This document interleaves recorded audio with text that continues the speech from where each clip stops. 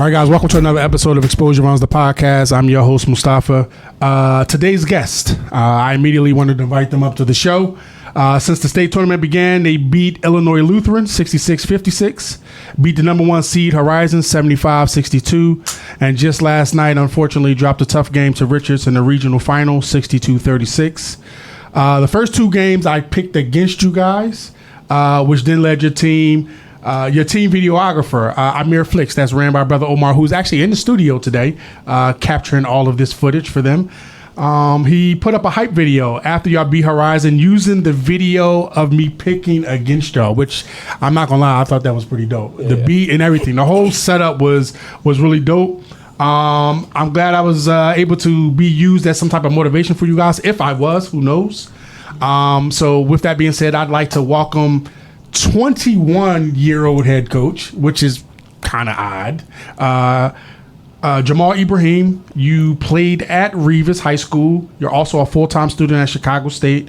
And you're one of the head coaches for Chicago Swarm AAU team. Correct. And you have played professional basketball for FIBA overseas for how many years now? Last year was my first year. Okay. And I was playing for my country in Palestine. Okay, you know what? Here's the interesting thing about you saying that. When I booked this interview with you guys, I had wanted to make it a point that before we started, I wanted to mention Free Palestine. Yeah. And like I want that to be crystal clear. Like I support the Palestinians and everything that's happening over there. Hopefully, the brothers and sisters over there, get back on top. Where it counts, hopefully, inshallah. So, like, I want that to be crystal clear. But anyhow, moving on, and then of course I have one of his lead players. I try to stay away from star player because I don't want the other people to feel like, well, I'm a star player too. So we'll say lead player if that's cool. All right, senior, 2-year starter on varsity, led your team in scoring. You're a 3-sport athlete, so basketball, soccer and volleyball. Soccer does not surprise me. Volleyball does. Soccer does not surprise me because I know like soccer is a huge sport for the Arabs. No, actually, this year I got injured in the beginning of the season for soccer. Okay. So I strained my PCL on my right knee. Okay. And I played around 5 games the whole season, and then I took a long break. I came back. My team was good. We got to the regional championship for soccer. My first game back, I subbed in second half. And I scored a hat trick to win the regional championship for soccer. You one of them. So yeah, you one of them. Got it, yeah. Okay. So, and you was named athlete of the year in which sport? Soccer. Everything. Like athlete of the year for the overall in the school. I won MVP for volleyball. Not a stat guy, man. Okay. Scored 29 against Horizon to lead your team to the regional final. Where you unfortunately you guys lost last night. How many did you have last night? Well, I had like 14 or 16. It was tough. But, Okay. So I'd like to welcome. You pronounce your name Saad. Saad? Yeah. Saad Mowla. I was going to try to pronounce that. All right, Mowla. That's okay. I'd like to welcome Saad Mowla to the show. So, Coach Saad, appreciate you guys being here. Of course, man. It's an honor. Pleasure to be here. I'm glad you guys came. And, of course, as I mentioned, I have their school videographer and photographer. He does dual roles. Brother Omar, you can follow him at Amari. Is it Amari.Flicks? Okay, he's shaking his head yes. Okay, cool. All right, with that being said, we're going to start with you, Saad. What's your favorite subject in school and why? My favorite subject is math, probably math. Like, if I can't pick gym and stuff. Damn, no, you can't pick gym. Yeah, I can't pick gym. All right, no.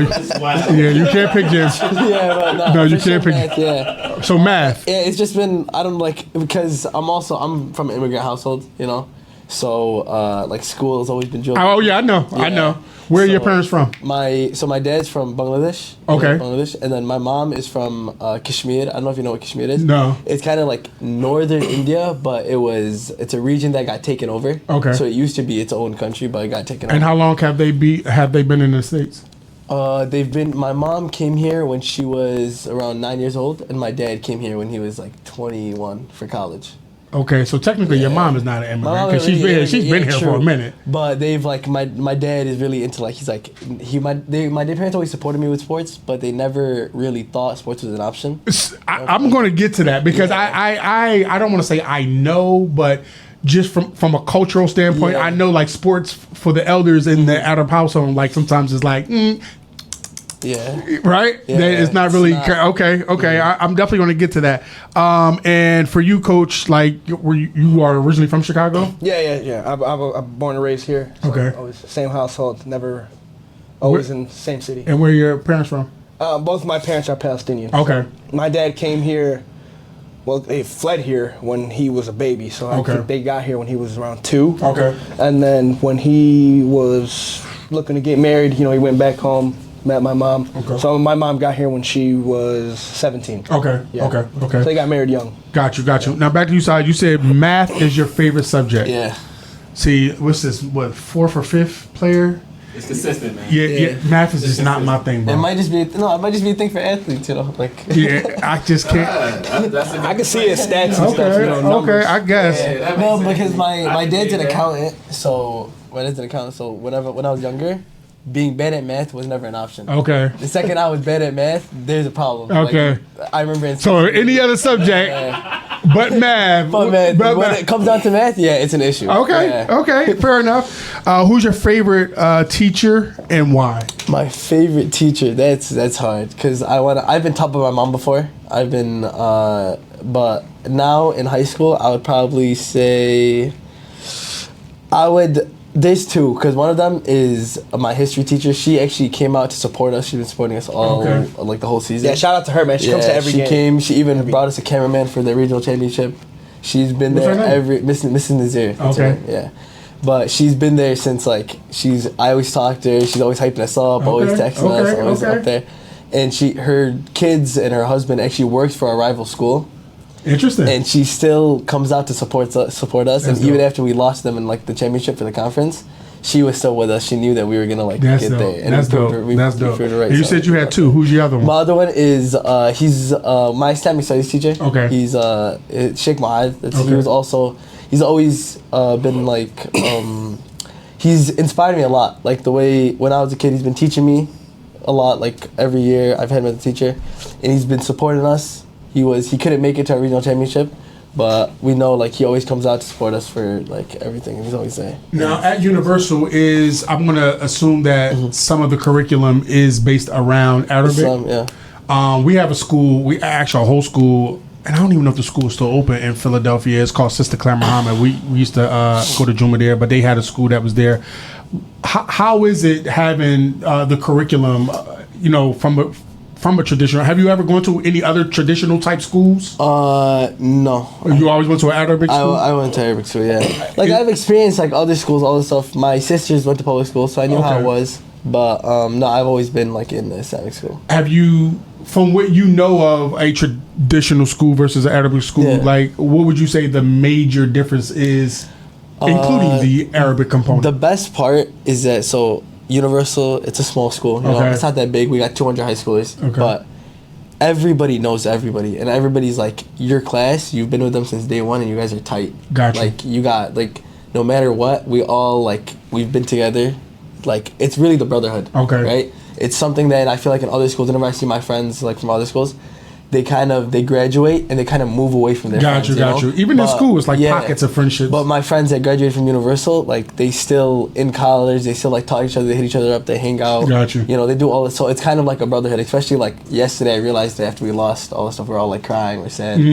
But we realized I didn't know how much I cared until it came down Right, to it. I realized now it's the end. Yeah, you realize who the real ones Right, are. And right, it's right, it's right. your class. And Now, Coach, do you work at the school as well? No, like I said, I'm a full-time student, so just coach the basketball team. So how did that come about? How did you come about becoming the head coach of the school? So I was coaching at Revis when I was 19 as an assistant. Okay.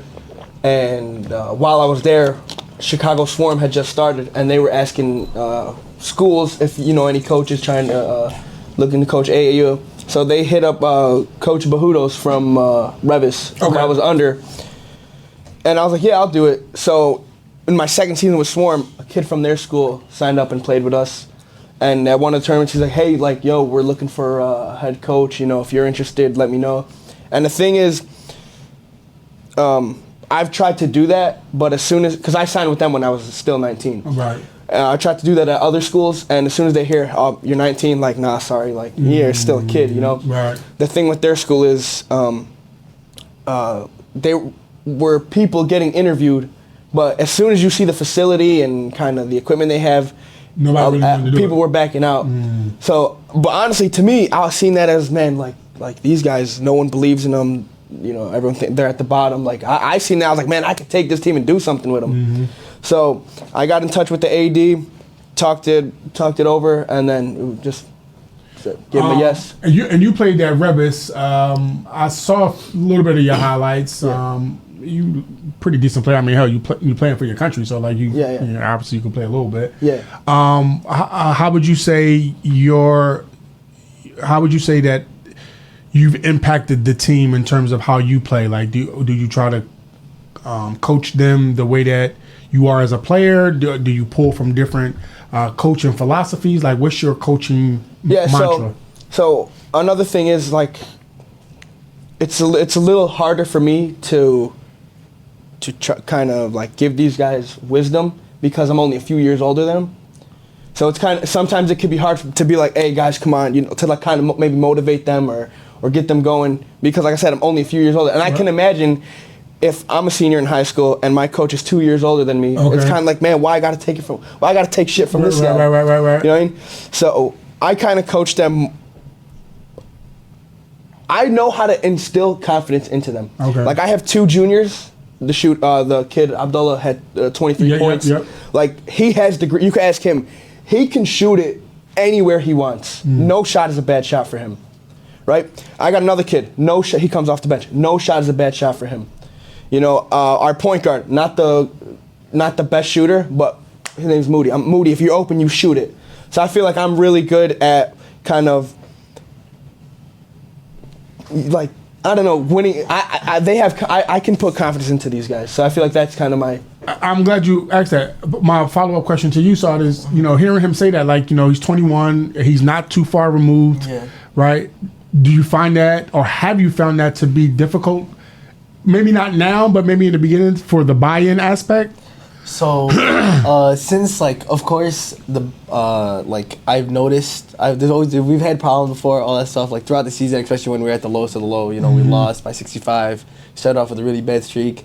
Slowly, as, like, the season went on, because he's so young and because, like, we're really close, like, in age, you see him grow with us. Like, we grew together. You know what I'm talking about? His experience, his inexperience slowly became more experience, and us as players also improved. And it built like a connection where, to be honest, it wasn't really all, because we have 2 other coaches, Malcolm. Right. Malcolm, Shout out to them. It was all of them together created, like, it's like Malcolm brought energy. He was the oldest of them. He really, like, he had the experience. The vet. But he didn't really have. The vet, right. Yeah, but it took him a minute to, like, build the connection. Right? Okay. He had the connection. Like, he was closer with us. He's Got you. He's Muslim too. So we're all around there. And then Conrad, he was newer, but he was more on, like, the quiet side of things. Okay. But slowly he started feeding off their energy and his energy. So y'all had a 3-legged stool there. Y'all had everything that y'all needed. Now with him being young, you know, and I'm going to risk you speaking for the entire team. I try not to do that, to have people speak for other people. But did you find it because he was so close to age? So I've worked in schools before, like as an administrator, as a dean, as an assistant dean. But the one thing that, you know, particularly with older teachers, that, you know, they kind of fall into this, at least nowadays, you know, with the disconnect of the generations. Yeah. Did you find, both of y'all, do you find it to be a little bit easier, even in those tough times, because y'all are so close? I always thought that is an advantage, because you're not too far removed from some of the peer pitfalls, the music, the pressures, the things that they are going through as young adults. Like, you know, you got 1 foot in adulthood, but you still got 1 foot in young adulthood, right? Yeah. Do y'all find that to be a little bit easier? Another reason I kind of liked that about myself is, I remember when I was in high school, there'd be things, it's like, man, I really want to tell coach how I feel right now. But it's kind of like, man, is this guy going to look at me and be like, what's this guy talking about? Am I going to look like a kiss ass, right? What I like about what we have, because I'm not that much older than them, they come up to me and they express how they feel. Now that could be a bad thing sometimes. Yeah. You know, it can lead to like something like undermining. Mm-hmm. But I really like how these guys aren't afraid to come up to me and be like, hey, but like I said, sometimes they could cross the line. It's like, I pull some of my guys out of practice. Like, I'll use an example. While we're preparing for the Richards game, one of my juniors, Big Mo, shout out to him, we're in the huddle talking, breaking it down before we end practice, and he's goofing off. So I just tell him, I'm like, Mo, just get out of here, man. Just go. Just get out. Right? So we do what we got to do. As soon as we get the break, I pull him out. I'm like, listen, man, like, I love you. You know, I'm not too much older than you. Got mutual respect for each other. But you can't be doing that because... It's a time and place. Because if I let it, there's time and place, and if I let it go, it's kind of like, okay, the other junior's seen it. If Big Mo's doing this and he's not getting in trouble, I'm gonna just do that same thing because exactly it might be funner to me. So I like that these guys kind of tell me how they really feel, but sometimes, like I said, they can get a little out of hand. So like with that same thing, like I parent that way. It's funny because last night, not to get too far into it, last night, like I said, my son came home. We got an opportunity. My wife and I, we get an opportunity. We provide our son with a huge lane of just speaking up. Like you have to get used to self-advocacy, but also being heard, and just working in school. Sometimes you recognize a good portion of the disconnect between administrator and child is, or student, I should say, is student not feeling like they're being heard, whether they're in some type of situation that is that requires some type of discipline or not. They just want to be heard, and part of that is explaining to them, like, all right, well, discipline will be a part of the whatever, but I still want to hear what's going on with you, like, the decision making. Why did you get to that? What's going on at home? Because people don't, they don't really take into account that a lot of times young adults, some of their decision making is directly tied to their home life. Yeah, it's directly tied to some pressure or some stress that they got going on that we're not taking the time to at least hear y'all out, and maybe we can navigate or help y'all move through that to get over, and then maybe prepare y'all so y'all don't do that shit again. You know what I mean? So sure. I think that's pretty dope. What's your favorite? What's your favorite meal? It's. Alright, it's like a cultural food, traditional. Okay. But it's called like Mahdi. Okay. No, I never heard of it. What is it? It's like beef with they like take the bone broth, it's boiled, but with like spices, like that. Okay. And I have it with like naan, naan bread. Mm-hmm. Yeah, like that's my go-to. But my favorite thing to eat in general is for sure cereal. My like Reese's Puffs, like go-to. Are you serious? Before games, every single game you could ask anybody on the team.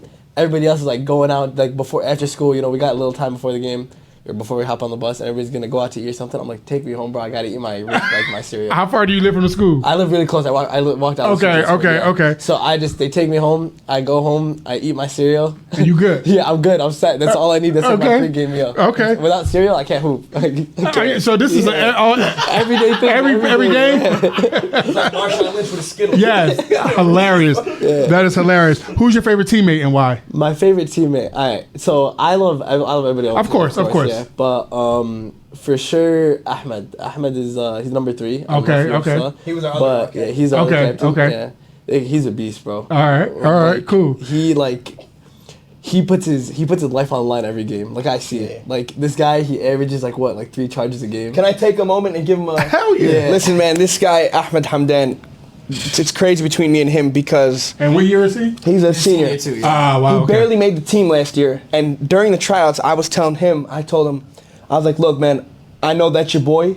I'm not gonna put him on the team just because he's your boy. Like this guy's got to show me something. So he barely made the team last year, and with me and him, it was constantly back and forth. We weren't cool with each other. But ever since I came back from my season, we talked right off the bat, Coach, I'm locked in, blah, blah, this and that. And what's so good about him is he's reliable. Now, if he's not scoring 10 points a game, he's getting 3 charges. If he's not getting 3 charges, he's stopping their best player. He does all our dirty work, and he keeps his mouth shut. So, great kid. Shout out to him, man. Stays quiet. I love that kid. One of the games, he took a charge, and the ref didn't call it. And this guy got stepped on straight in the center of his chest by 6'6", 220, 230-pound guy. He was in the hospital. This guy was still locked in for the next game. He was in the hospital. They thought he had his blood pressure was low, everything, and he was locked in. He did not care. Yeah. Shout out to him. I swear to God, messages. I swear to God, I put my hands in the air when I pray that my son turns out like this guy. Wow, that's huge praise. Yeah. That's huge praise right there. That's huge praise. His what he brings, it doesn't show on the stat sheet. You might see the charges. You need guys like that. You need guys like that. No, that's dope. You need guys like that. What's your favorite meal of the day? Breakfast, lunch, or dinner? Dinner for sure. Oh, and this what you described, the meal that you described? Yeah. Okay. But what makes it so good is that I never have it though. Like I rarely get it. It's only when my great grandma makes it or something. Got you. Can you cook? Yeah, I know how to cook like small stuff, you know? Like grilled cheese. Cereal. I know, cereal, yeah. But no, I had to live alone for like 2 weeks before. My parents and everybody was traveling. Okay. And I was like stuck over like the summer. So I kind of had to like make it work. So I knew, fend for yourself. You know, I see like leftover rice or something, you know, take some eggs, some oil, make some fried rice. Okay. You know, I can do all that. All right. So you're an improvised cooker. Yeah, like that. Okay. But I can't make nothing special, nothing. I got you. I don't know. What about you, Coach? Can you cook? Peanut butter and jelly. Okay. Grilled cheese. Okay. Those are all essentials to a college kid too, by the way. Yeah. That's about. I can make some mean eggs. Okay. Okay. What's your favorite meal of the day? Breakfast, lunch, or dinner? I like lunch. Okay. My favorite. I like when I'm heading out of class and I go grab. I go drink Chipotle or a Subway. Yeah. You know. I got out of Subway, but Chipotle, I'm definitely, that's one of my meals. Yeah. Off the court, sorry, when you wander down, trying to chill, what's your favorite thing to do? Favorite thing to do? Probably like I like watching anime. Okay. Yeah, I watch anime, but I like to chill, I like to hang out with my family, just like talk to people. Like I like to get a lot of the time though. Like I like being alone. So I'm weird. I'm like a introverted extrovert. Okay. You know what I mean? Okay. So when I like being with people, but if I get to stay at home, like I usually prefer staying at home. What's your sign? I don't believe in that. I know. I'm asking for a reason though. Yeah, but Taurus. Okay, some that sounds like a Sagittarius, because I'm a Sagittarius. I'm like that as well. I like people, but I like my own space. Right? I'm a person that I feel like I'm really good around people and I can adapt to crowds and all that. But my wife went away and actually she's going away next weekend. But I'm having a baby. But when they go and I got I'm talking about the house completely to myself. Man, that's the second best feeling in the world. Yeah, I love it. Yeah. Second best feeling in the world. Is it difficult to balance Islam and basketball? I think that it not like really just basketball, because basketball is my way of kind of like freeing up my headspace. Okay. You know, getting out of like, okay. Whenever things would be going on, I like to get onto the court. If I can't get a court, I go outside hoop, no matter how cold it is, no matter how hot it is. I'm getting shots up. So basketball really is never a struggle to balance with anything. Okay. But Islam, once you make it a part, like you make your life centered around it, it's really not hard to like combine with anything. Okay. I wouldn't say nothing. Even I think it makes it easier because I go to a private school, Islamic school. If I was in a public school, it'd be a little different. But in general, it's not really. So it makes it a little easier that everybody at the place that you're mostly at is doing the same thing. For sure. Do you guys get a chance to do they? Because your school is right next to the masjid, right? Yeah. So y'all get a chance to go to Juma on Fridays? We have it at the school. Oh, that's right. Yeah, that's kind of what I was asking. Okay. During like Ramadan, right. They cut the week shorter so we can make it a Juma.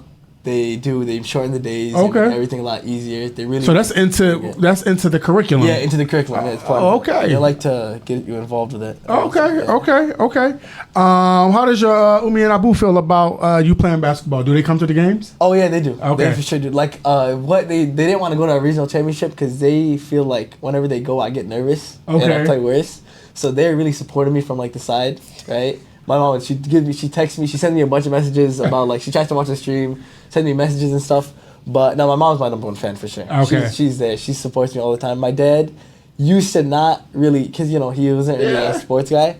But when I was younger, he got me into soccer because he thought my mom really wanted me to play soccer, all that stuff. She wanted me to play sports.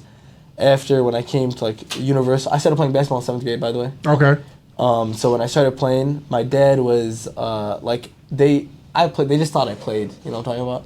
But later on, last year and this year, my dad came to one of my games, and he was like, "You're good." Yeah, you're pretty good. Right. He didn't know. Right. I'm showing him highlights. I'm like, this guy's like, he's D1. So right. But you out there, yeah, I'll give him buckets.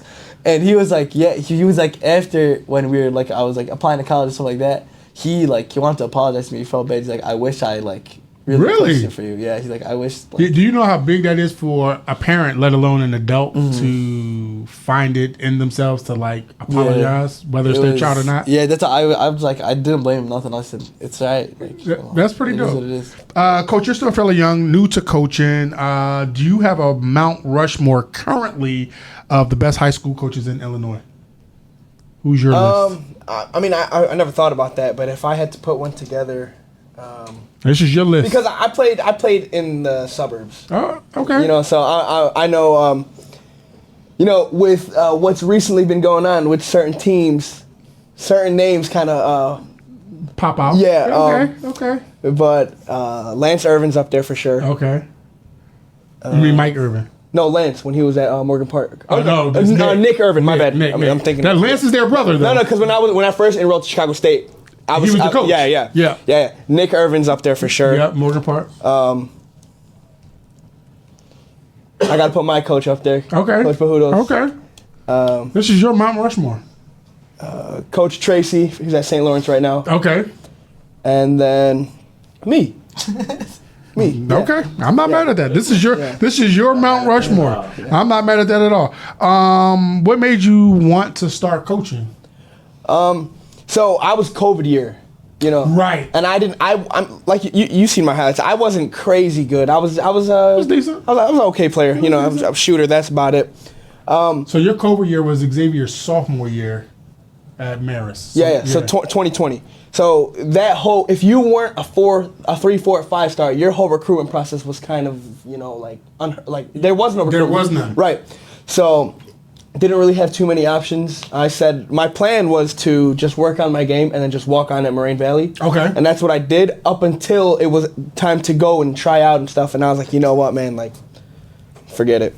I said sit with basketball. I was gonna go to school and be a nurse. Okay. I was pushing carts at Tony's Fresh Pig Market. Okay. Basketball was kind of like reps, and then I was taking classes at Moraine Valley, and I couldn't pass simple classes to get to nursing. So I was like, man, this ain't never gonna work. And through this whole time, I was kind of like, man, bro, like I wish I could hoop. I'm seeing other kids younger than me getting scholarships, and I'm not jealous. I wasn't jealous. I wasn't hating on them, but it's kind of like, man, I want that. Right. So I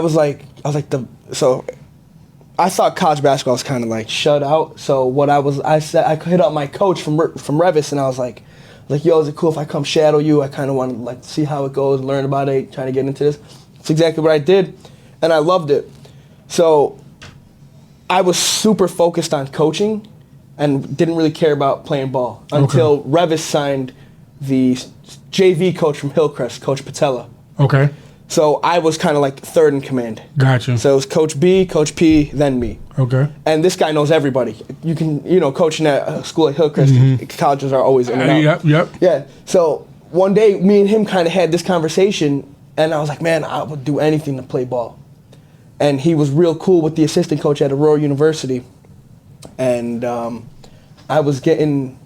got invited twice. So I went on 2 visits and getting ready to take like a half academic scholarship until I got hurt again. Wasn't a serious injury, but it put me out for a few weeks, and I was like, man, you know what? Like, just not meant to forget be. This. Right. So that's when I got into AAU and was looking for other jobs. But like I said, because I was so young, as soon as people seen, oh, this guy's born in 02, like, no, hell no, fuck out of here.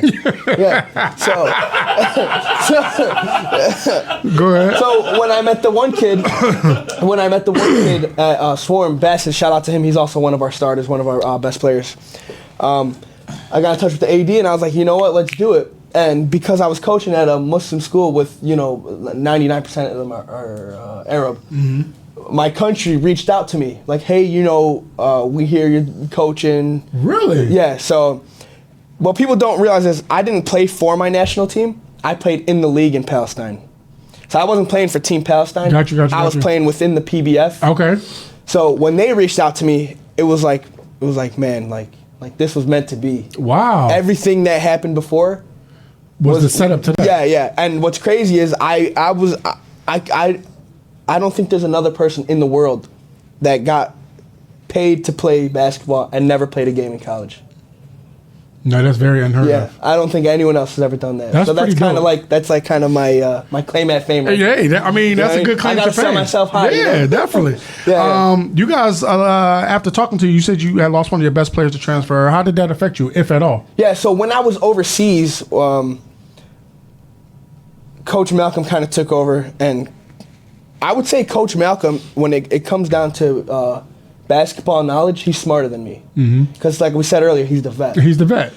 So there was situations where Hamza Schumann, first of all, great player, one of the best players I've ever coached. Shout out to him. Great kid, great player. I love the guy. There was situations where he would get pulled out of the game, and it was kind of like Coach Malcolm wanted to get the rest of the guys better to help him next year. Okay. So that didn't click with Coach Malcolm and him and his party. Okay. So what happened was Coach Malcolm pulling him out of the game that games were already in hand that y'all won, or they were like... No, it would be like, we'd be down by too much or up by too much, he'd sub. Oh, so it's like, yeah, I might as well pull you. But like sometimes, it's been like a close game before, and then he would get, he's really good, so he could get a bucket whenever he needs to. But sometimes it would be like where like he's ball hogging or whatever, and then the teammate, it kind of, because when one player is ball hogging, it kind of brings down everybody else because they're like, why should I play defense if I'm not getting Yeah, that's why... You know what I'm talking about? Gotcha. That's why, like, obviously I was upset, but when I heard the reason why that was happening, I wasn't upset that was happening. I was upset when he transferred. But when I heard the reasons why he was doing that, it all made sense, and I think... Like, I would love to have the kid still play for me. But because that happened, I feel like this guy and everyone else got just so much better. Right. And that's usually how that happens. And that's what Coach Malcolm that's what he really wanted. You know, a lot of people, they probably just think, oh, man, Coach Malcolm's a hater. Right. I'm like, man, Coach Malcolm's a grown man. Like, he's not going to hate on a sophomore in high school. He wants the best for his team. Well, hold on. Coach Malcolm aside, there are some hating ass grown men. Okay. Let's just put it clear. All right, because it's a bunch of you hater motherfuckers out there. Like, 100%. Now, we met a few. Yeah. Now, this ain't Coach Malcolm. I'm just saying, like, there is apples to oranges. But go ahead. Finish what you were saying. No, but I'm just saying, so we lost our best player, and it kind of, there was people, they didn't think we'd win 3 games. I mean, we didn't win 20, we won 9. We beat the number 1 seed. But y'all won the region. I don't give a fuck how many games y'all won. Y'all won the regional. See, y'all went to the regional final. That's how I see it. You know, the kid that transferred, he had a great season. Right. He's the best player in our conference. Right. They got bounced out in the first. They probably actually would have won that game, but he went down with 2 minutes left. He had 34. He had 34, shooting 13 for 15. Kid's great. Damn. Yeah. He's tough. He went down, and, you know, they killed us in the conference championship by 40. We lost by 40, right? Right after that game, I told these guys, I was like, look, regular season's over. What happened. 0-0. Yeah. We were 2-0 at one point. Definitely. You know what I mean? Definitely. With an almost opportunity to be 3-0, but Right. I mean, it is what it is. Right. How do you build on the success that you had this year? Now, I heard you say that you only won 9 games. I got you on that, right? But there still was an improvement from the previous year. That's number 1. Right. And then y'all went to the state playoff run and made it to the regional final game, where y'all unfortunately lost. How do you build on the success of trying to win more games, as well as the success on making it to the regional championship? So with that, I would say a lot of people don't realize we were 9-20, but last year I think we were like 15-10. Last year we were we were playing 1A and 2A schools specifically. Okay. But what people don't realize is we lost 20 games. Maybe 13 of those schools were 4A. You know what I mean? There's not even 50 seniors in his class. So There's 100 boys now. we lost our first game to Oak Lawn. We were in that Oak Lawn tournament. Oh, right. We lost by 65. Okay. The next game, lost to Lincoln Way West by 40. The game after that, lost to Bremen, 40. Like, people don't realize that these kids went out there and fought, but they let the score tell the story, but that was never the story. And I feel like me and Coach K, our assistant, he's like, man, it was rough, but looking back, that whole schedule led up to this point, and that's why we made it here. The refs from the Oakland tournament, they refed our regional semifinal and a regional And they remembered y'all? Yeah, they were like, y'all actually made it out here. They couldn't believe it. They could not believe it. They saw us losing by 65. How did that feel? It felt good, but I'm just like, I just felt like it was just part of the process. Everything that happened. You know how I felt? It was meant to happen. I never doubted it. You know how I felt? I was like, man, fuck you. Hating ass motherfucker. Let me ask you this, Asad. So just think when Coach was just talking about those specifically those 3 games where it was double-digit losses early on in the season. Did the guys, specifically you, but did the guys lose confidence? How did y'all? Coaches aside, take the coaches out of the mix. How did y'all, as a group, like, yo, man, like, how do we get? No, this we together? were thinking like a lot of people were just going to like, especially it comes from everybody. We go back to school, get the hate from the school. You know what I'm talking about? Our classmates, they're all just like, they're like, y'all are nothing. So the school is no different than the traditional school. Yeah, they're like, y'all, you guys are nothing without Schumann, the sharp player that left. Right, like, right, you guys are nothing, whatever, all this stuff. They're like, it felt like a lot of we felt like we were like just complete garbage because we were practicing 6 days a week too. And when you're practicing that much and it's just not turning into something, right. especially getting blown up by that much, it wasn't even close. It makes you feel like it's more than just like, it's not a team issue, it's not a coach issue, it's not like team chemistry, nothing. It's just a skill issue. Like we literally just aren't good enough. Okay. So that really put everybody down. Then we play against like Kennedy and we're like, oh, this is a winnable game, right? That game, again, it goes down the drain. Like we lost by single digits, but it went down the drain. Right. And that dropped, like everybody was just out of, we were all like done. Like we hit like rock bottom at that point. There was a moment where me and my staff had a meeting. Actually, there was a few moments. We were going to go rebuild mode. Like, we weren't going to kick no one off, but it was going to be juniors and sophomores. There was a point. There was a few points. But I kept fighting it. Because the way I coach is, you know, even though I might have the last word, I got to take into consideration what my staff feels. So they kept trying. I mean, there was moments, too, where I was like, yeah, you know what, maybe you guys are right, blah, blah. But I just kept pushing. And I respect the shit out of them because after we beat Horizon, they told me, they're like, man, thank you for like just trusting these guys. That meant a lot to me coming from my guys. I mean, it's interesting, Saad, when you were, you know, just kind of saying that it wasn't a coach issue, it wasn't a play, it was just kind of like a skill issue. Other than practicing the 6 days a week, did you or any of the other guys, were you guys putting in work outside of those 6 days a week? I don't know about like what we would have like that one day off, the Sunday. And one of our friends, like, Raj, he's on the team too, he would get, like, a center from, like, one of his friends, and we used to hoop for, like, 6 hours that day, right? I used to, after practice, I used to go to, there's, like, a youth center close to, like, part of the masjid, where a bunch of guys, they go hoop, and I'll just hoop again after. My knees were killing me, everything's killing me. I just, like, I didn't know, at that point, I didn't know if I, like, love basketball, if I was just doing it because like I'm like, I didn't know if I got comfortable with losing yet. Like that was my worst fear this whole season, where at some point I thought I got like I thought it was okay to lose, you know, because we lost so much, right? After yesterday when I lost and like when like I was crying and everything, that feeling, it made me like, I was kind of happy in a way because I realized that I didn't lose that like competitiveness. Okay. I felt what it felt like to win again. You know what I'm talking about? So throughout, like no matter what, of course we were putting in work off the court too. On the court, I don't know about everybody else. I know I'd go in the backyard, get shots up. I had like my own like on days off, I'd wake up in the morning, had like go outside. It was freezing, you know, in the cold. Get form shots up, work on my shot. But at the end of the day, when nothing works out, when you're losing, like it really like it brings it breaks you. Yeah, it does. It takes a toll on you.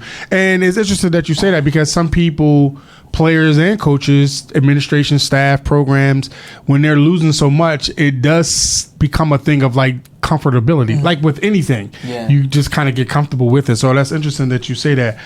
Looking ahead to next year, Coach, who are you looking forward to in terms of the players that are returning? Who are you looking forward to / expecting to step up next year? Yeah, so we had a strong 6-man rotation. So I'd have the first 5 and then one off the bench. So the 2 guys, it's funny, the 2 guys that should be first team all conference, 15 plus a game, you know, team captains, they're both got the same name. They're both named Abdullah. Okay. Abdullah Sulayed, he's like a 6'1", both pure shooters. Okay. So he's about 6'1", and then Abdullah Easy, he's like maybe 5'10". But like I said, those 2 guys have the green lights. The thing with them is, so I remember when I was a player, there was times in games where I was like, oh my God, if I shoot this, am I coming out the game?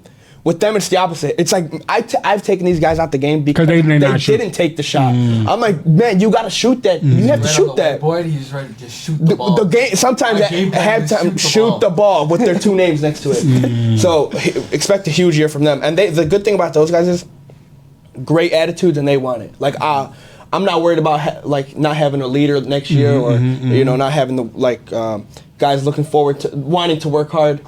So that's good about them. Another guy is junior Azam Atasi. He's a sophomore this year. Yeah, he'll be a junior next year, but he should be like our starting four. He's just got to get out of his own head. Okay. So when he's hooping at an open gym, it's like, man, this guy would start on any team he'd go to. But when he's playing with us, it's kind of like, maybe because he's a sophomore, I don't know. When he's playing with us, he's kind of like, he defers a lot. Yeah. Or he'll get to the basket, and a shot I've seen him take when we're doing open runs, he'll pump fake and pass it out. And he's also, when I kind of cringe when an athlete feels sorry for himself sometimes. Like, I'll go up to him and I'll be like he played against Horizon. He didn't play the whole game. When Bassett got in foul trouble, he played maybe like 3 minutes in the fourth quarter, which is huge. He had a block and a rebound. I go to him like, hey man, great game. He's like, nah, coach, I'm sorry, man. I didn't do anything. I didn't even play that good. So he didn't feel like what he contributed. Yeah. I'm like, dude, you don't need to score 35 points to have a good game. You just got to go in there and do what we need you to do. It's this. I know, no disrespect. So it's this era of kid. They feel like they have to be scoring 35, 15 rebounds to contribute. I used to tell Xavier, and I don't know if you ever saw Xavier play. Zay was good. He was decent. Bucket, man. Yeah. And I used to tell him, bro, like, if college coaches are coming to see you, they already know what you can do. They're coming to see the intangibles. The intangibles are the most important parts about playing basketball, right? So, like, even for you, like, all right, the leading scorer, the bucket getter, the this, the that, is like, but coaches will, all right, so what else can he do? Can he take hard coaching? Right. Is he what is his warm-ups and his pregame routine like? What is his postgame routine like? What is he doing after the game when y'all losing by 40? Like, those are the things that college coaches are coming to look for. So, like, always remember that. Like, yeah, you can score. Okay, cool. It's like dealing with a woman. Yeah, you screw me good, but what else can you do? What else can you do? What else can you offer to my program other than scoring? Because keep in mind, when you get to a college, they got their score, they got their rebounder, they got their guys. What are you going to contribute as a freshman to this team? Because when you come in, you're probably not going to be the scorer. You're probably not going to be the rebounder. So what else can you do? Question for you is, no matter what team y'all play on, whether they come to Universal or you transfer to them, what current player would you like to have played with this year? In any conference, 1 through 4 that you know. So it could be like any high school player? Yeah, any high school player. So you know OTE? That whole yeah. I wanted someone who has really impressed me. Eli Ellis. That guy, when I saw him play, he's like 6 foot, white boys. They played in the crazy league. When I saw this guy dropping 50, I was like, no way. It doesn't. I still don't think it makes sense. I want to see how it feels like to play with that guy, because I want to see what goes through his head and how he could make it work. He got a small team. He plays with his brother, all that stuff. And he's just hooping on 7-footers. Where is that coming from? Right. So that, I used to, after games, he'd get blown out. I used to look at him why can't I do this? I want to see how he's doing that. But that's, he's really that guy. But my favorite player ever to watch play is for sure Sharif Cooper. Whenever. Okay. I watch that guy's highlights all the time. Just in high school, the way he hoops. All relaxed. He was just he was a bucket, bro. Anybody from Illinois or in your conference or any of the other conferences? From the teams we played, I keep up with Illinois basketball, but I more keep up with the teams, not really the players. Got you. So there's when we played against Oakland, there was one of the guys that I forgot how much he had, 30 on us. Dante. Yeah, Dante's a bucket. He was tough. Yeah, Dante's a bucket. He was pulling it from half court. Yeah, he was a few weeks ago. He was pulling it from half court, hitting it. Last week. Yeah, his episode is dropping in 2 weeks. Yeah, he was tough. Shout out to Dante. Yeah, he's a bucket. He played last year. Xavier played at Oakland, so he played with Xavier last year, and now he done stepped into that star player role. Him and Corey and Henry, Jack, some of those guys. Omasi. They got a nice little team. Coach Rhodes, Coach Rhodes seems to coach the best when he got players that nobody really knows about. Yeah. Coach Rhodes is a great coach regardless, but I feel like it's always easy to coach a team when you got studs, right? So no, that's pretty dope. Describe Universal coaches overall atmosphere. What is that like?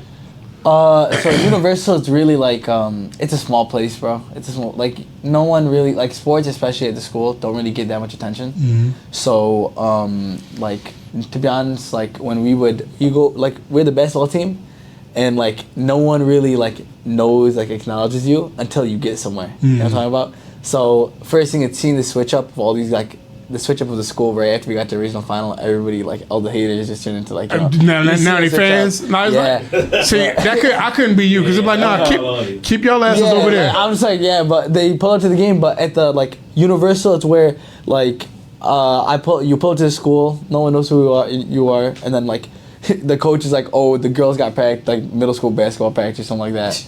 And then we gotta get on the court at like 7:00, and now we're hooping from 7:00 to like 10:00. I got a test the next day, and I had like 2 essays to write. But like, we got like, it showed if you were playing it for Universal, it's either you cared or you quit.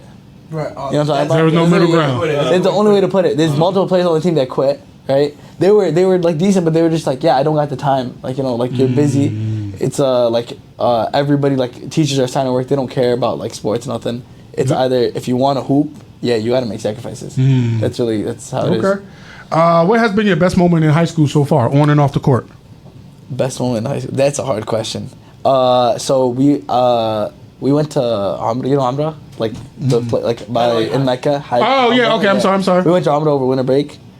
So we, like, the school takes you on a trip, seniors, and that's also why I have no hair. But I didn't even know you did. No, it's just it grew back. Oh, okay, but, gotcha. I got like no hair. That's how I'm wearing it. Yeah. But you had so that for sure. It's like 10 days. My room was like 3. Ahmed, my favorite teammate, Moody, the point guard, and one of my other friends. He quit the basketball team though. But we were like, it was really like, you get 10 days only with your boys, and you kind of go through. We went to Egypt, we went to Mecca, then we went to Medina, then we went to Mecca. Okay. So it helped us, like, it was a fun time. You're on the plane, you travel with them, you're locking in together. When you gotta lock in, like, for like Islam-wise, you're locking like a nice spiritual trip. You're having fun. You're staying up all night some days. Right. Gotta wake up at 6 a.m. You're getting out. That was for sure probably my funnest time.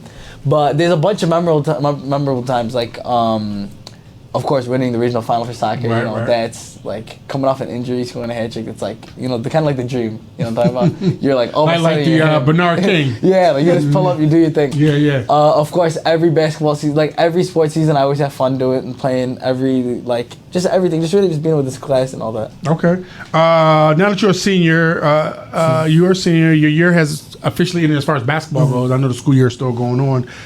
What's next? So you got any college offers, opportunities to play at the next level? What do you want to do? No, I didn't really, like, then again, before, basketball wasn't really an option for me. I really just did it to, just to hoop. I love to play basketball, you know what I'm talking about?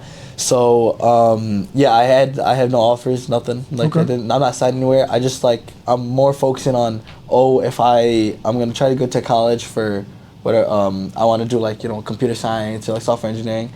Because I'm smart enough too. Like, I'm not just an athlete. I do school, Okay. Let it be known. So, School education is important. It is. Right. So whatever I do, I'm probably just gonna go to school, try to be a walk-on. Try my thing. Whatever happens. But I'm for sure gonna keep playing. I'm gonna keep hooping. You already answered my next question. Like, I was gonna ask you what you want to study. So you said software. Yeah, software engineering, computer science. Yeah. Okay. For you, Coach, like, as you are preparing, now that the school year is over, what's you're still in school yourself. Like, what's next for you? Like, how are you winding down from the school year and processing this whole thing? Yeah. So with the season being over, unfortunately, I'm a full-time student. I don't really work. I do kind of like side jobs. Like, I know a guy, he's got a car dealership. If he needs help, like, that's how I get like a quick buck. Okay. But so yeah, it'll be school, and I like I said, I'm one of the coaches at Chicago Swarm, so I'm gonna have that, and then I still work on my game. because if when I signed with FIBA, I signed with an agency, Hoop Ticket. Shout out to Hoop Ticket.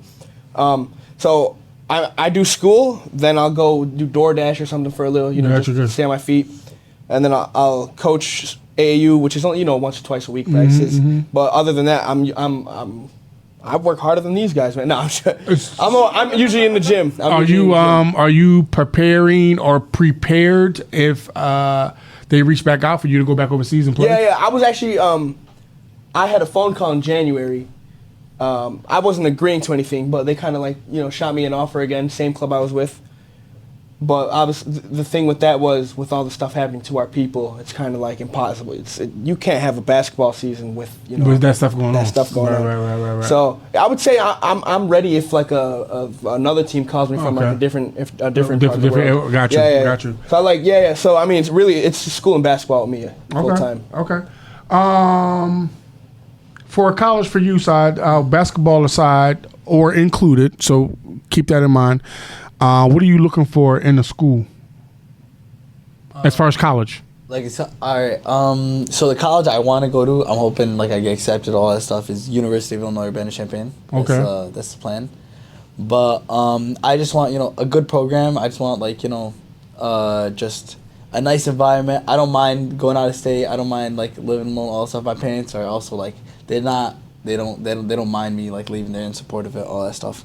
So it's really just as long as I got I don't even need people I could make new friends. I could talk to new people. All that stuff. As long as I could just hoop and focus on school and get somewhere. I don't know. Anywhere is fine. Okay. Yeah. Scout yourself as a player. Basketball. Mm-hmm. What type of player are you? What type of player am I? Oh, that's hard because I developed a lot this year. As a player, I changed a lot. My play style, I think I've seen the growth, not only just in my head, I've seen the development on the stat sheet, as a player. So it started off where in the beginning of the season, I was trying to be that Schuman's off the team, I'm trying to be that new scorer, and it's just not working. I'm trying to take those tough shots you would take, it wasn't falling, taking forcing stuff, turnover after turnover, stuff's not working. It's kind of in my head. Then later on, slowly, I start watching more basketball. I start hooping more people. As I'm playing each game, as we're getting blown out, I'm looking how these other players are playing, and I'm a very analytical guy. Okay. I like to, the way I score mainly is I read my opponent's movements. I read their habits. Okay. So depending on how they shift their weight when they're guarding me, I'll do it in my as I'm sizing them up. I see how they're hanging on their feet, the direction they're facing, all that stuff. I'll attack. I'm fast. I have a good first step because I play soccer. It really comes from soccer. So I really use that to my advantage, especially my change of pace. So by reading their movements and change of direction, it really makes it easy for me to get past players. Right? Okay. And because of that, I have this mentality. My teammates always go to Saad, you're driving on 4 guys, right? But the way I am is that the difficulty of driving is never the person in front of me or the second guy. It's always the last 2 help defenders. Gotcha. There's never a chance where I don't believe I can score the guy in front of me. Never. I get the ball. I'm this guy in front of me can't guard me. The guy helping can't guard me either. It's about the last 2 guys. It's either I get blocked by the 7-footer coming down or I get fouled. That's it. Right?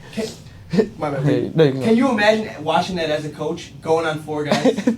Yeah, it would drive me nuts. 10, 11, 12 times a game? Yeah, it would drive me nuts. Oh my God, man. It would drive me nuts. But from an analytical standpoint, some of that I would have to take into consideration the success rate of him doing that. No, I was gonna say, honestly, I've played with a lot of people, I've seen a lot of people. He has the greatest first step I've ever seen. Yeah, you told me that, and so not so much. I guess Xavier did or didn't do that. I guess my coaching adjustment for him would. I don't think I would stop him from doing that. What I would try to add to his game is knowing how far to get once you get past your first 2 defenders. So you get past your first 2 defenders, you automatically know those last 2 or last 1, those help defenders. So do you have enough strength or height to keep going? Not even to kick it out, to keep going, to get past him, to get the lay? Or are you smart enough to pull up for that jump shot? Like sometimes smaller guards going against bigger defenders, they want to get too far in. You're too deep in. That's when the shot looks ridiculous and the coach is like, what the fuck are you doing? It's that. It's you're not making the smart play. Now the smart play is either kicking it back out or finding your shooters on the wing or whatever, or pulling up, getting that floater up, getting that 16-footer up, or using that head fake to now get past that bigger guy. So, but if you're going in, decent midi, that's what makes it right. Yeah. So like stuff like that, I would be. Yeah, it would drive me nuts. But what's the in my efforts of watching film to seeing him do that 16 times a game, or 16 times a game, but he's getting 7 or 8 buckets out of that. Okay, maybe I need to change that. So maybe now that 7 or 8 buckets can become now 10 or 11 buckets. But no, it would drive me nuts. Be clear about that. I was like, I would definitely be really pissed about that. So you scout him. Yeah. What type of player is he? I would say, and I don't mean this in a bad way, but I see him as, give me the ball and get the hell out the way. You know, get the ball, put my head down and go. But if I was scouting at another school, the way I think it's tough scouting him, honestly, because if you're taking it on 4 people, what kind of defense do you set up in? How do you guard that? Like if you could get to a point where 4 people have to guard you, like you're doing something right. It's just what you got to do when you're actually being guarded by 4 people. You know what I mean? Like if he's driving in, we got those 2 juniors in the game, the Abdullahs. They're both in the corner. All 4 on you, man. All you got to do is kick that out. You know? But that's how I see him. Kind of just wants to attack every time he gets it. So who has been your toughest player to guard? Who gave you buckets? If you don't know the name the school. Nah, when we played Schumann, Schumann gave me buckets. Okay. I can't lie. He's tough. Okay. That was for sure the guy that gave me buckets. Okay. Coach, when you played at Revis, same question. Who gave you buckets? There was I forgot his name. He went to Richards. He played at Moraine Valley for 2 years. Taller kid. He's a year younger than me. Okay, I'm not familiar. Class of 21. Okay. But he played at Richards. Yeah, he's playing somewhere now in Indiana. Okay. Oh no, I'll tell you what. Robbie Avila at Indiana State. Oh man, he gave me buckets. Oh yeah, Robbie gave everybody buckets. Yeah. Shout out to Robbie. Yeah, shout out to Robbie. Yeah, man. shout out to Robbie. Yeah, he's going crazy out there. Robbie Avila. I'll say Robbie Avila. Who was barbecue chicken for you? So name the player. Who you give buckets to? Player and team, or player or team? I think this was last year, Like he graduated, but you know, David Douglas from York Christian. Hell yeah. Yeah, that he was 6'5". He was like the best player I played at the time, and I had like 20 something that game. I think he had 22 points. Yeah, at 20. Yeah, and I was like, cooking? That gave my confidence. Okay. All right. What about you, Coach? When you were at Revis, I used to destroy Bremen. Because they played 2-3, and I'm a shooter. You know what I mean? I'll be on the wing or in the corner. Like, I scored 18 points from the same corner that game. You know? That's minus all the other points. Okay. So name your all-time NBA players. Your list. Name 5 starters and 1 6-man. All time? All time. Right, so, point guard Curry. Okay. Any day. Shooting guard Michael Jordan, for sure. Small forward KD. Okay. If can LeBron could play the 4? Yeah. This is your LeBron, list. Yeah, LeBron for sure. All right, that's the and 4. Shaq at the 5. Who's your 6-man?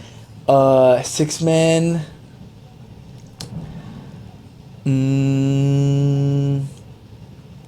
Kobe. Okay, Coach.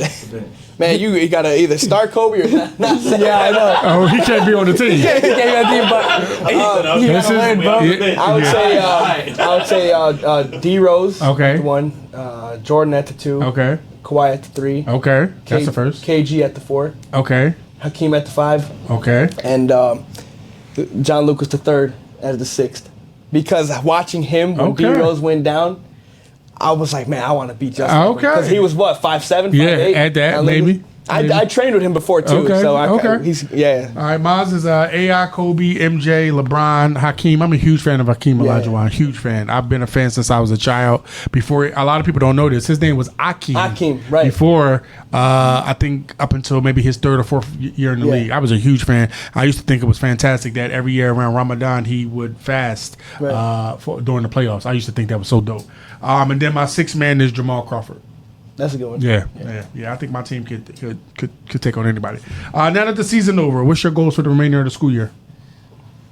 I'm for sure gonna. I thought about doing volleyball this year, but I don't know. I'm still thinking about it. It's on and off. Okay. But cause I wanna keep hooping, bro. Right. I'm probably gonna play in tournaments, stuff like that. You know, probably not AAU, cause like there's like I might do AAU. Thinking about it. Yeah, you could do like a half a session. Yeah, like half. But yeah, I'm just. I wanna like keep hooping. Just do like finish school, all that stuff, get accepted, whatever, graduate. You know, just. Okay. Ramadan is approaching. How are you preparing for that? I'm always preparing. Okay. Ramadan. Yeah. Okay. Like, no matter, I'm always like, I live close to the mosque, so I'm always going back and forth, you know, praying at the mosque, coming back. It sounds like a part of my daily life, you know, go to school, all that stuff. So, you're always like, it's always just there, you know, you feel it coming towards you. Coming closer. You do. During Ramadan, like, it's not, you can't forget about it, because I hear everybody's always outside at night, you know, there's all the cars parked outside my house, down my street, everybody's at the masjid. There's like, I hear the adhan loud, okay, you know, all that stuff. It's really like, so you ready? Yeah, I'm ready. I'm always ready. Okay. I always ask players this, which I try to incorporate part of the religion into when I'm talking to them. I let them all. Most of them already know. Obviously, my name is a dead giveaway, but I let them know that I am Muslim, and I ask them this question: that in Islam we believe that our children pick us as parents, and so I want to ask you that, hearing that, knowing that you picked your mother and father as parents, essentially.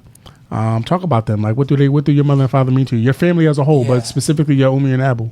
So my mom and my dad, I couldn't ask for anything better, of course. Always. Like, I think I have everybody would say of this. Course, and I of course. it, yeah, everybody. But when, like, my dad and my mom, like, I'll talk about my dad first. My dad was, like, especially seeing the change, like, as usually people have, like, stubborn parents, and they have, like, they're strict and all that stuff, and they have no leeway with them.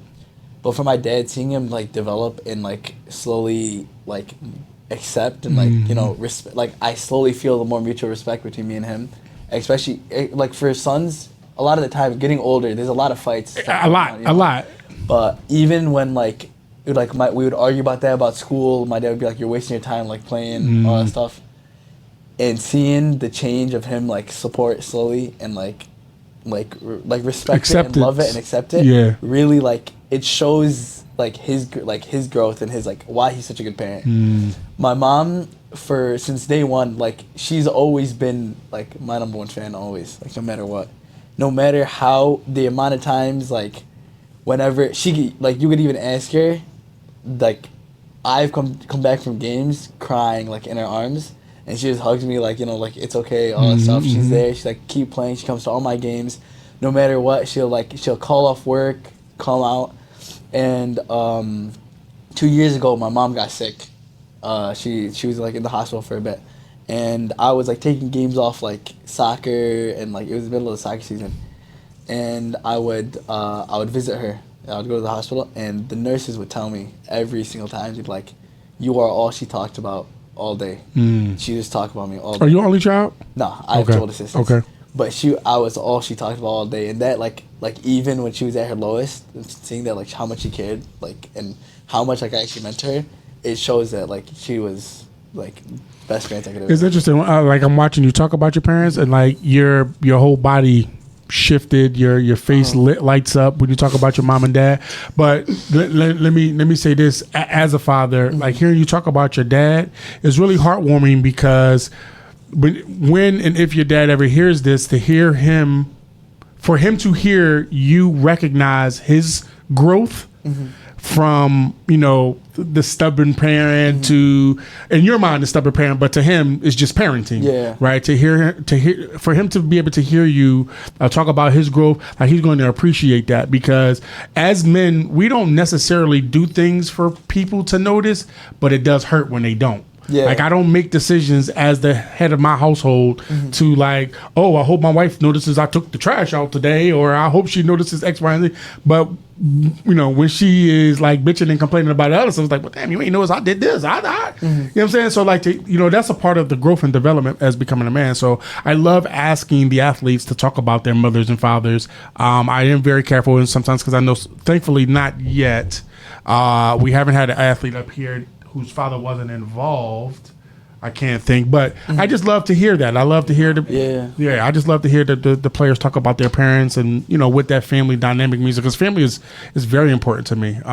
Again, like I said, I had a conversation with my son yesterday, and as he's becoming a man, you know, he's 19 and, you know, he's going through typical college stuff and, you know, girls and school and balancing the two and basketball. It's pretty dope to provide our children an opportunity to release some of that stress with us. Like, I would rather him come talk to me so I can guide him, as opposed to him confiding in someone else who's going to lead him down the wrong path. And so we have that type of relationship. So I think that's pretty dope that you have that with your parents, and I'm glad to hear that. As you are becoming a man, what life lessons has your father instilled in you that you know that you'll never forget?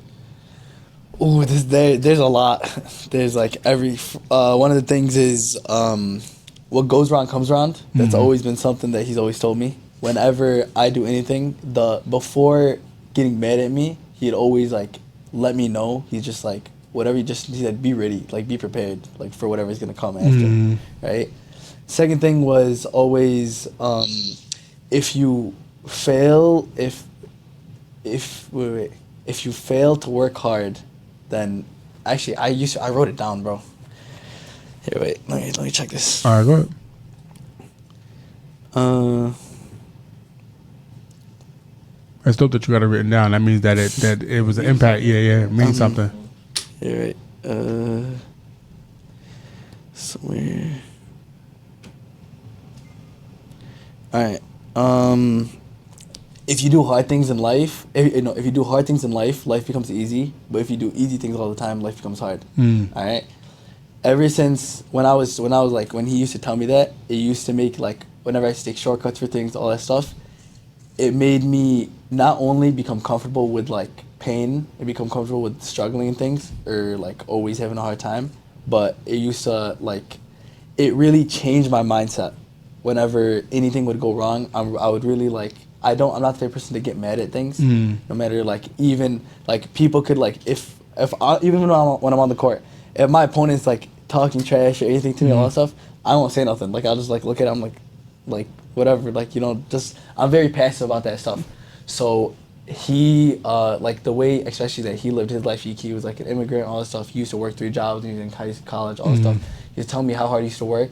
Whenever I see the disappointment, how hard he worked and how like he wants me like to experience the same thing, it really like, I just know that I gotta keep working hard so I can make my life easier and make my kids have the life that I always wanted. Like, he always wanted me to have that I could pass on to him. I also want him to have great grandkids. Okay. They always talk about it. Right. So, you know, grandkids are like the fun part about parenting. It is. Not yet, but it is. Yeah. It is. So, first question, it's the same question, but first to Coach. What do you think about the Xposure Runs platform? Like, you know, what does it mean to the high school athlete? What's your overall thoughts on what we're doing up here? No, I think it's awesome. Me and him were chopping it up when we first got here, and he made it clear that you guys really care about the athlete.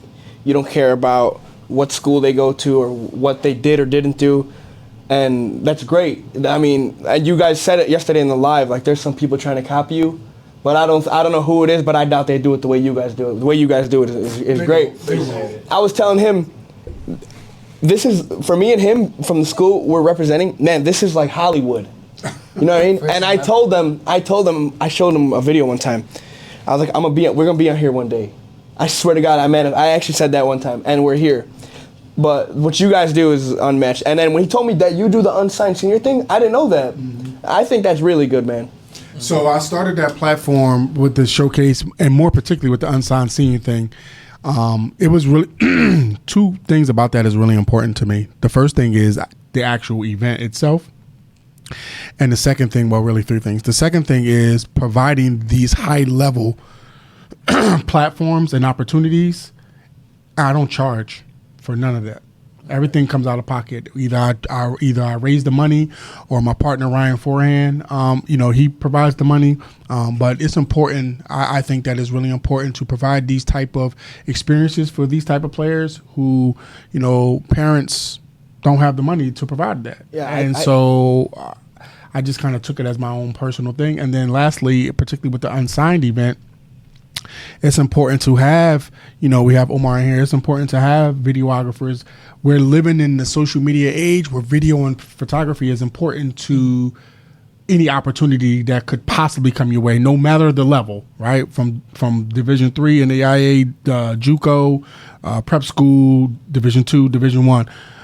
We're living in that area that you only get one shot to capture someone's attention. And so my goal is to snapshot. Like, think about if you were stuck in an elevator with a famous person, you got less than a minute to get their attention. Like, what you gonna say, what you gonna do. And so that's my mindset when it comes to y'all, just providing y'all that opportunity. And so I come from a family of givers. My father built a school in Ghana when he went on Hajj twice. We had a community store, a Muslim community store in our community. I come from a community of Muslims. Philadelphia has over 300,000 black Muslims, just Muslims in general. I don't really care about the color, but so I come from a family of givers, and that's all I know how to do is give. And so this platform is really important. And then I've been blessed to partner with somebody who matches that energy. And you want to surround yourself with those type of people as you continue to become a young man. So I appreciate that. Doing it and doing it for free is huge, man, because what a lot of people don't realize is doing, camps and having tryouts. There's a lot of scammers out there. You know what I mean? Yeah. What pisses me off is now people, they just wake up and they think they can go post on Instagram like, yo, hey, training. Hit me up if you need to work out.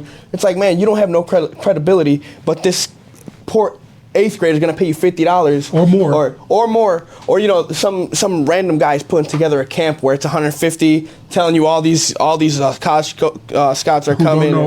Yeah. And I've surrounded myself. That pisses me off. I've surrounded myself with people who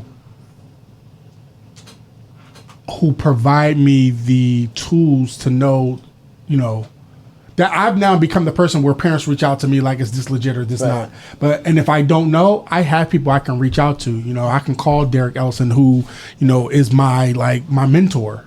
Somebody who a lot of people don't know who Derek is, but he's probably one of the most plugged basketball people in the world, definitely in this state. We got Barry Bradford, who has a chokehold on the girls' game. We have Mark. We have JD. We've built relationships with coaches. Coach Smith, who just Coach Smith, Coach Todd Slaughter, Chrissy, Andre. Like we Trell from some of these bloggers, Justin, Cole Parham. Like we have tapped in with everybody, right? Even with the unsigned senior thing, I've reached out to these bloggers. They all are competitors, right? I want y'all to be a part of the selection process, because at the end of the day, y'all say it's about the kids. Well, I'm going to make you make it about the kids. Right. And I don't give a fuck about that money. Y'all could charge people for it. And when them bloggers and those photographers come to my shit, y'all not charging nobody. You're not charging them for that content. So my event, you got to take down that paid wall. Like, you have to. You have to, and I respect that that's their hustle. That's some of them, that's their livelihoods.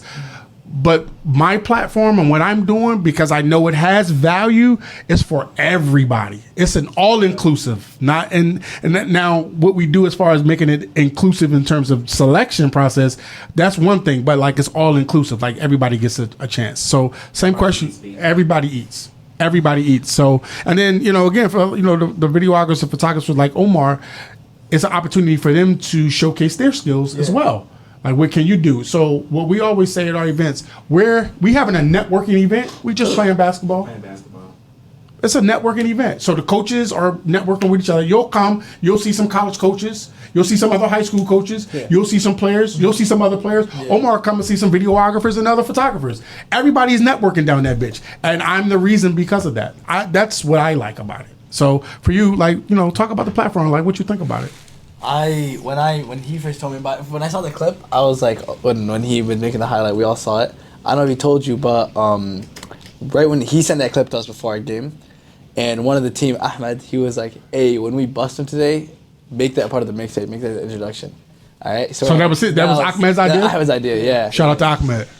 And then after, I was like, I'm doing some research, I'm looking at it, and I started watching your stream. I was like seeing all your other clips and all that stuff. I'm like, bro, this guy, like, he's a cool guy. Like, it would be cool to be on here, all that stuff. Especially because I've never experienced this before, and no one I know has really, like, done this, interviewed, especially in school history, too. No one, out of all the great players, no one has ever been interviewed or really got, like to this point, right? Then I got the email from you, I was in class, and I, like, fell on my phone. I got it taken away right after. But,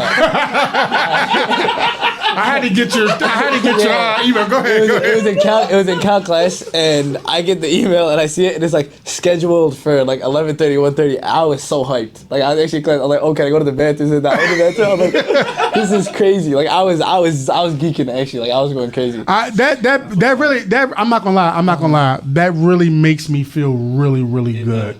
It, like to hear you say that, and we've interviewed some really high level players. We had Alex up here. We've interviewed Chris Riddle. We've interviewed Jeremiah and Jeremy Fears.